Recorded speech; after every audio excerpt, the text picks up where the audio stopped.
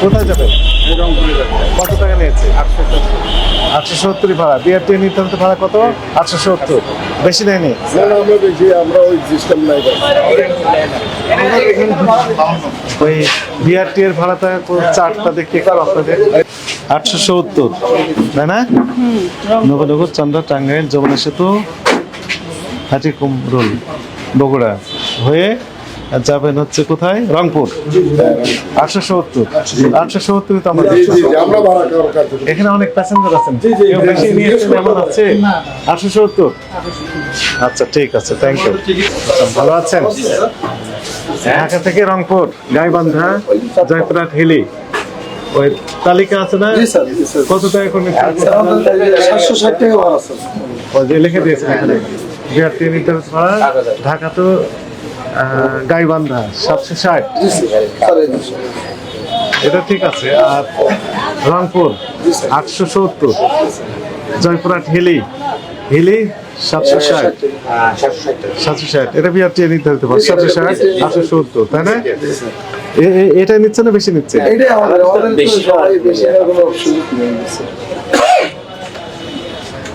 আসসালামু আলাইকুম। আপনারা কোথায় যাবেন? আপনি বসেন, আপনি বসেন। বগুড়া যাবেন? কত টাকা ভাড়া নিয়েছে? 760 টাকা। 760। বগুড়ায় কত লেখা আছে? পাশাপাশি ভূকম্পতলা পরে। হ্যাঁ, ওই গাইবান্ধার কাছে বসেন। হ্যাঁ, আপনি কোথায় যাবেন? আমি যাব না। কোথায় যাবেন? রংপুর। কত টাকা ভাড়া নিয়েছে? এসি? থামেন, কত টাকা নিয়েছে? আরেকবার বলেন। এসি এসির তালিকা ভাড়া নিতে ওটা আমাদের ওই পাশে কাউন্টার আছে, রংপুর তো ওখান থেকে দিচ্ছি তোমরা। এখান থেকে দিচ্ছেন না? হ্যাঁ, তালিকা সবগুলো আছে। আপনি ডিক্লারেশন দিয়েছেন, এর চেয়ে বেশি নেন না। না, এটা আমাদের অরিজিনাল। ঈদের আগে কত নিতেন? Thank you. ঈদের আগে কত নিতেন?